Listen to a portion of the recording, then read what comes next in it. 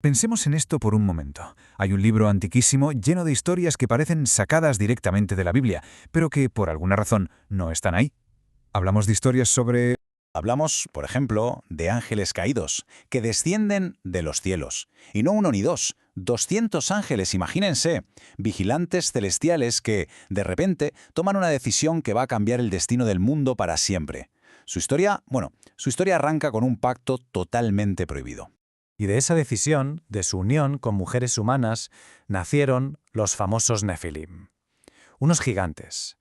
Pero no gigantes cualquiera.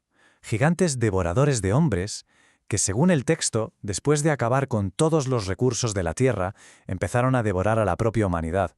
Una auténtica pesadilla.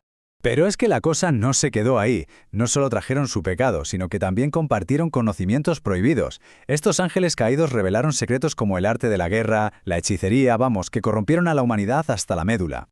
Claro, con una historia así de potente, la pregunta es obvia, ¿no? ¿Por qué algo tan épico no está en la Biblia? Pues esa es la gran pregunta. Y para responderla tenemos que hacer un pequeño viaje en el tiempo. Bueno, pues aquí tenemos la primera clave. El libro de Enoc es lo que se conoce como un texto religioso apócrifo. ¿Y qué significa eso? Pues en pocas palabras que no es aceptado por la mayoría de las ramas del cristianismo ni del judaísmo. De hecho, hoy por hoy solo forma parte oficial de la Biblia para las iglesias ortodoxas de Etiopía y Eritrea. Curioso, ¿verdad? El libro toma su nombre de una figura bíblica de lo más enigmática, Enoc. Estamos hablando del bisabuelo de Noé nada menos. Y lo interesante de Enoc es que, según el Génesis, no murió. No. La Biblia dice, así de forma muy misteriosa, que desapareció porque Dios se lo llevó. Claro, esa frase ha dado para siglos y siglos de teorías, y le convirtió en el candidato perfecto para ser el que recibiera y contara todos esos secretos del cielo.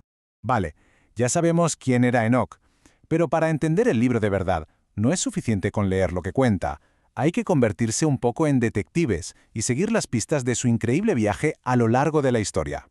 Y aquí, una aclaración súper importante. El libro no lo escribió el Enoc de la Biblia. Es lo que se llama un texto pseudoepigráfico.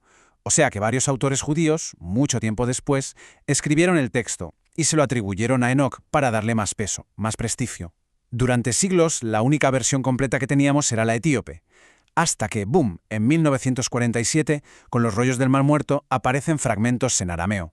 Un hallazgo que confirmó que el texto era antiquísimo. Y con esto llegamos al meollo de la cuestión. Ojo, no es que el libro fuera eliminado de la Biblia, como a veces se dice. La realidad es que nunca llegó a ser incluido formalmente en el canon, ni en el judío ni en la mayoría de los cristianos. Y para eso, pues hubo razones de peso. A ver, los primeros líderes de la Iglesia y los sabios judíos tenían, digamos, una especie de lista de requisitos. Y el libro de Enoc, pues, no los cumplía todos. Primero, la autoría no era auténtica, como ya vimos.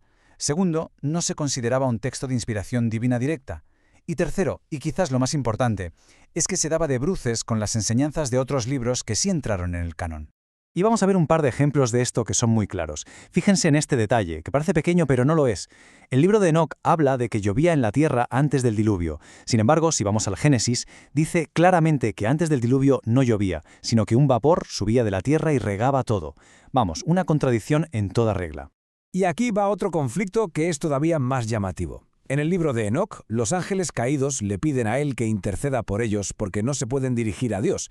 Pero un momento, ¿qué pasa en el libro de Job, que sí está en la Biblia? Pues que vemos a Satanás, un ángel caído, hablando directamente con Dios en la corte celestial. ¿Se dan cuenta? Este tipo de inconsistencias hacían muy difícil que se aceptara. Vale, ya hemos visto el por qué no. Ahora vamos a lo bueno, a lo que hace que este libro sea tan fascinante. Vamos a meternos de lleno en la increíble historia de los vigilantes. La historia arranca así. Un grupo de 200 ángeles, conocidos como los vigilantes, liderados por uno llamado Semjiaza, están, vigilando a la humanidad desde el cielo. Y al ver a las hijas de los hombres, empezaron a desearlas. Así que, ¿qué hicieron? Se reunieron en la cima del Monte Hermón e hicieron un juramento, un pacto para descender todos juntos a la tierra y tomar esposas humanas, a pesar de saber perfectamente que estaban cometiendo un pecado terrible. Y de esa unión prohibida nacieron los Nefilim. El libro los describe como gigantes de una escala que cuesta imaginar. Unos 137 metros de altura. Imaginen el panorama. Consumieron todos los recursos de los hombres y, cuando ya no quedó nada, empezaron a devorar a los propios humanos. Una auténtica masacre. Pero su gran pecado no fue solo ese. fue también una traición, porque revelaron secretos celestiales, secretos prohibidos, y con ello corrompieron a la humanidad. Por ejemplo, un ángel llamado Azazel enseñó a los hombres a fabricar espadas y escudos, y a las mujeres el arte del maquillaje y los adornos. Otros les enseñaron sobre astrología, sobre hechizos, un caos total. Claro, ante todo este desastre, la respuesta de Dios tenía que ser contundente, y lo fue. Envió a los 4 grandes arcángeles, cada uno con una misión muy específica, como un equipo de operaciones especiales. Uriel tenía que advertir a Noé del diluvio, Rafael atar a Azazel, el líder, en el desierto, Gabriel hacer que los gigantes se destruyeran entre ellos, y Miguel encerrar al resto de los vigilantes hasta el juicio final. Casi nada. Pero la historia de Enoc no termina con su exclusión de la Biblia, ni mucho menos. Aunque sus relatos se quedaron fuera del canon, su influencia fue enorme. Dejó una marca imborrable que dio forma a ideas y figuras que aparecieron mucho después. Para entender bien este legado, hay que saber algo. No hay un solo libro de Enoc. En realidad, hay 3 textos principales que se le atribuyen. El que hemos estado viendo, el de los vigilantes, es 1 Enoc, que es el más antiguo y el que más ha influido.